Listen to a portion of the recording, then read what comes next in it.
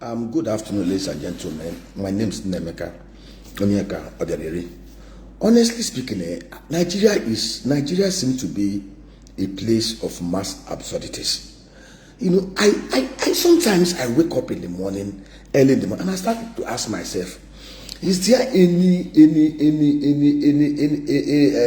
a kind of something that will drink in our waters, or that we inhale in our airs, that generally, turns every Nigerian or a majority of us into people with general amnesia, who don't remember to ask the right questions or make the right demands.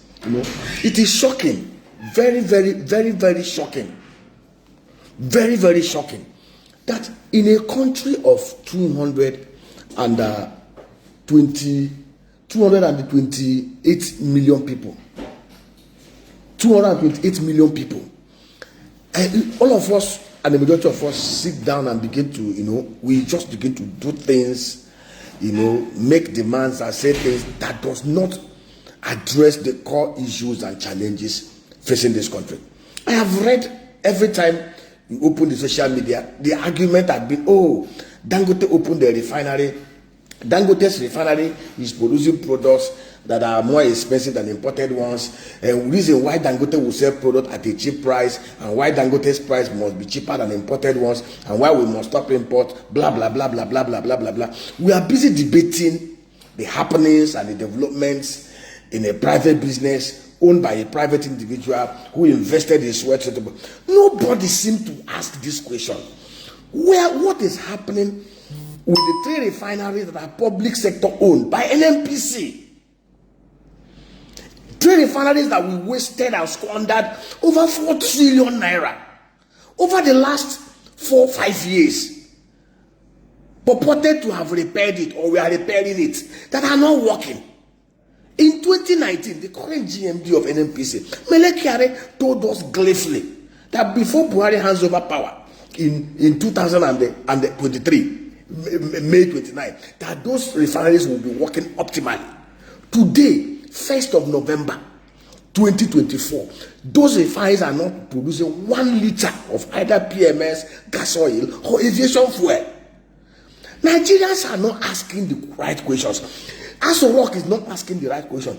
Members of the National Assembly, they are not asking the right question. The governors are not asking the right question. The general amnesiac population, the media, they are not asking the right question. Everybody is busy. We are busy debating. Let me tell you, Dangote refinery is not the only refinery in the whole world. Dangote refinery is not even the biggest refinery in the whole world. It may be the biggest single train refinery, but it's not even the biggest refinery. There are refineries in other countries that do not even have crude oil, from South Korea to other places, that are refining and shipping products around the world. There is no law that says that Dangote refinery must sell his product in Nigeria. If the Nigerians are not pricing him appropriately, or Ipman, or he can sell to the rest of West Africa. We have over 600 million market in Sub-Saharan African market.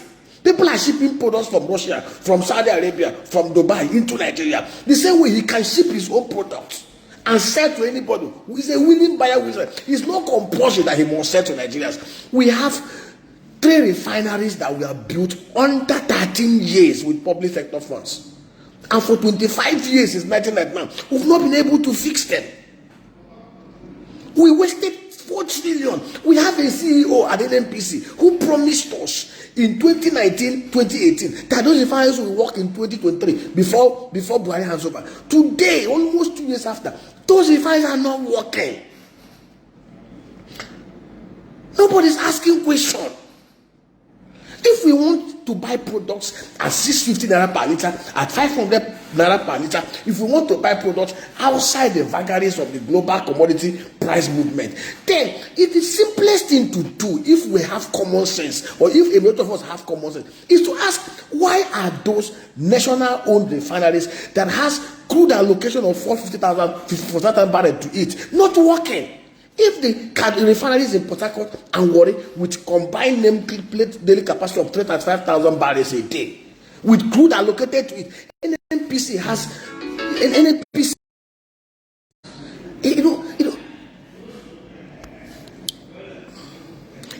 NNPC owns upstream assets through the some of these subsidiaries. They have upstream assets. They own marginal fuels.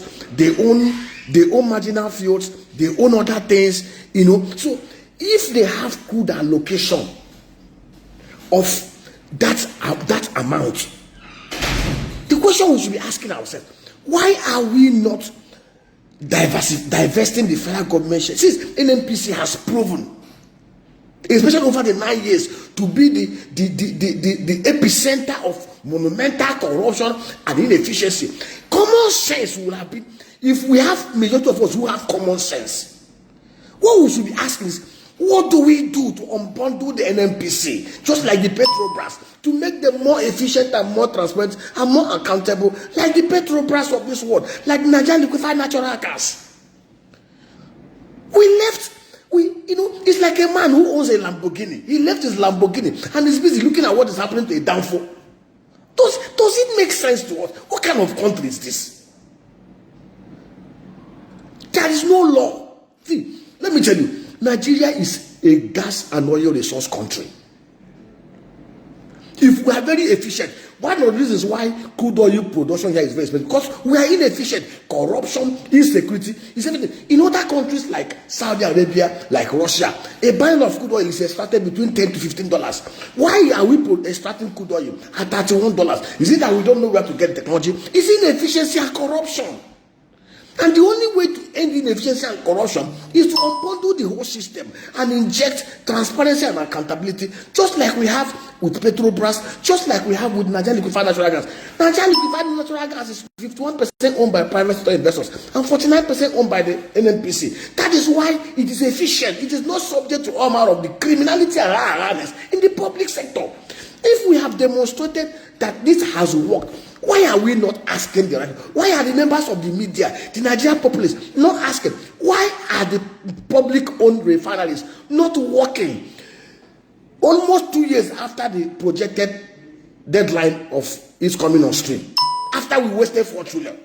Why are we still retaining a CEO that over the last 6 years have not been able to fix those refineries and do anything right in that industry? Are we saying, what kind of country is this? To fair one.